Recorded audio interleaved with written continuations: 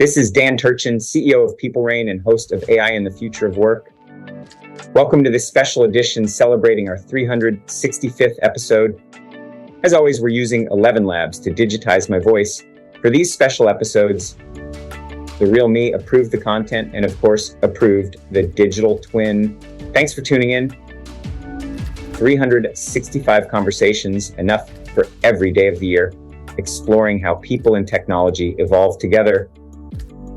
That number represents curiosity, collaboration, and the belief that progress comes from people who listen, question, and learn from each other. If you've been with us from the start, thank you for being part of this journey. And if you're new here, you're joining a community built on empathy and open conversation, something rare in a divided world. So today, we're not just celebrating a milestone, we're celebrating the ideas and voices that make it possible. Honest, diverse, and human. This community grows and thrives based on your enthusiasm and commitment to being on Team Human. Thanks to you, we're just getting started. To mark episode 365, let's revisit important themes from previous episodes, the ones that keep shaping how we think about people, purpose, and technology. They include lessons about how we lead, learn, and stay human in a world that is saturated with artificial intelligence. Let's take a moment to reflect on a few of the lessons that continue to define what the future of work really means.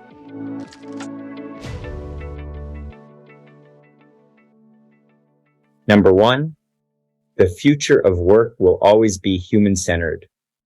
AI will take over repetitive tasks, but it can't automate empathy, creativity, or leadership. Leaders who thrive will be the ones who invest in people skills as much as technical ones. Now let's hear from Mark McCrindle, founder and principal at McCrindle. Even in the future, the most essential work skills will be human ones. And we'll use technology to buffer out some of those repetitive processes and things that we're not as geared up to do. But it will be a human-centered one. And I encourage young people, to develop not just their technology skills, but their people skills, their leadership skills, their communication skills, their ability to make decisions in complexity, understanding all the nuance of those decisions. That's what leadership is about. And that is not going to be outsourced to a bot anytime soon.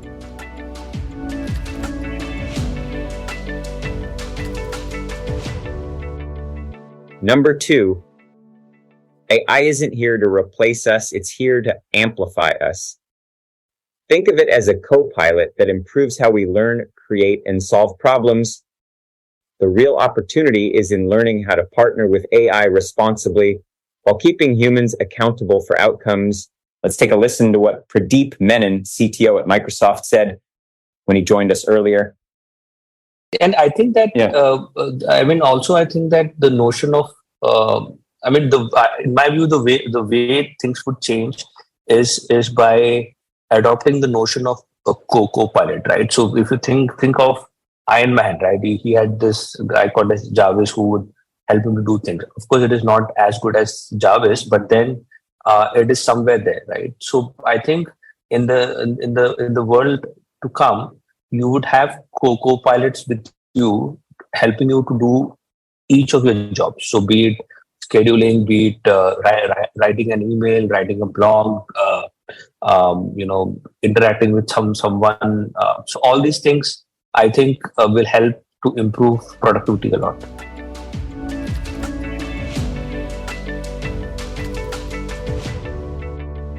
Number three, 2025 wasn't about predicting the next big thing in AI. It was about using what we already have responsibly. The hype will fade, and the winners will be those who focus less on bold forecasts and more on building sustainable, trustworthy systems that deliver real value. Here's a moment from our conversation with Dave Kellogg, EIR at Balderton Capital. Remember the hype cycle? I could have easily said AI hits the peak of inflated expectations. I didn't. I said AI was still on the way up. So it wasn't just saying that AI is popular and people are still talking about AI. It was kind of a specific reference to the hype cycle model. And are we there yet? Are we at peak? And I didn't think we would be, and I don't think we were. Maybe 2025 we will, but the prediction was for 2024, and we certainly didn't hit peak AI hype.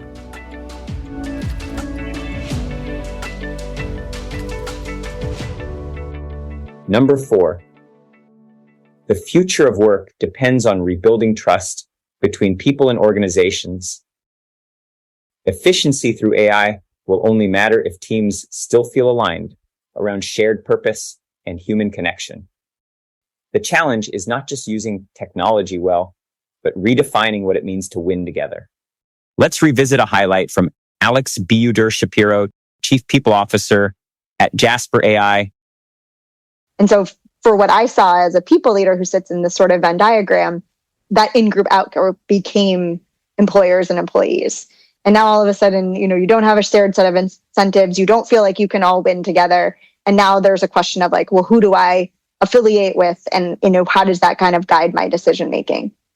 And I feel like as a people leader who started out with that question of how do I help people work most effectively? It's like, how do you guide that conversation back together so that we all win together? We actually all want the company to be effective and for the people in the company to help make it effective so that we can create those outcomes that we were all striving for.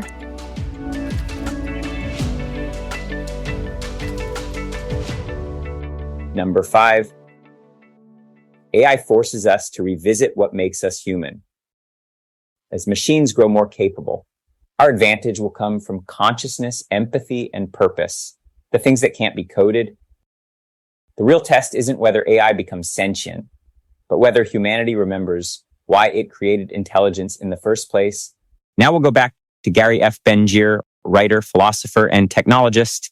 So, what is the essence of humanity? Well, I'll fall back on quoting Shakespeare in Hamlet. What is a piece of work is man?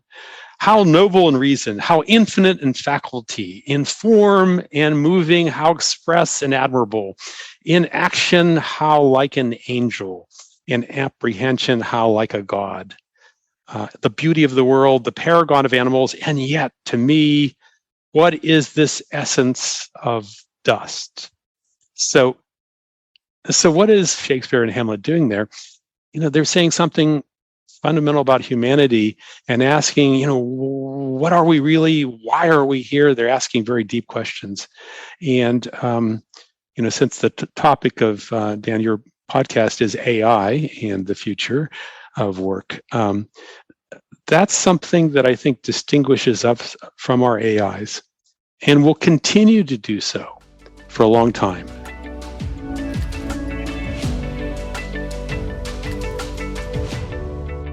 Number 6, AI isn't replacing humans, it's redefining what it means to be great at work. The more routine tasks machines take, the more time we have to think, create, and lead. Success in the AI era won't come from control, but from trust and transparency that let people use these tools to become super workers. Let's listen back for a moment to Josh Bersin, founder and CEO at the Josh Bersin Company. Every time we automate or eliminate some form of routine work for some human being, that human being now has time to do something new, and they come up with new ideas. And the CEO says, great, now that you guys all have 20% more productivity, let's figure out what to do with that 20% time to double our revenue. So there's all sorts of economic factors that build creativity machines inside of companies. And that is what makes a company successful. And so, eliminating routine work, creates what we call super workers. And the more super workers you have, the more creative you are to grow. And the more you grow, the more you hire people.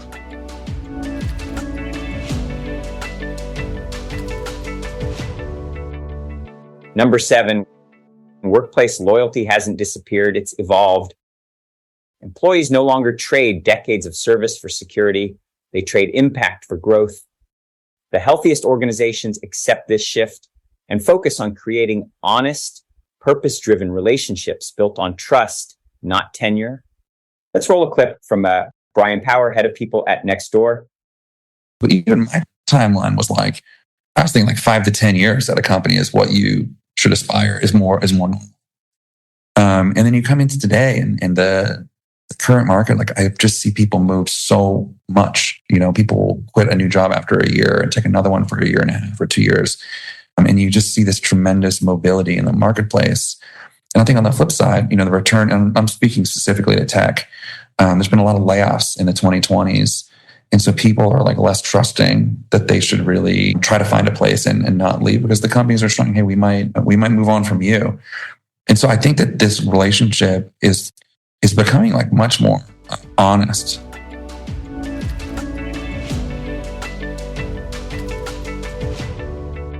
Number 8, AI won't replace teachers or students. It will redefine how learning happens. The true revolution is personalized education that adapts to each learner's rhythm while freeing educators to focus on human connection and creativity. The institutions that thrive will be those that see AI as a partner in lifelong learning, not a threat to tradition. Here's a quick throwback to Dave Treat, Chief Technology Officer at Pearson. The notion of AI study tools in partnership, so an AI learning orchestration agent that's with a student, guiding them through based on the professor's content and the way they wanted to set up a course, helping individual students in a deeply personalized way, paired with the instructor learning agent that's helping them understand, and then the two interacting with each other so that the professor, is before the next class is getting feedback to say, potentially in a blinded way, look, the class did not get what you said about ionic bonds. Like they didn't get it enough. There were a bunch of questions being asked. Here's the feedback based on the AI study tool interactions of the students as they're doing their homework or interacting outside of the classroom.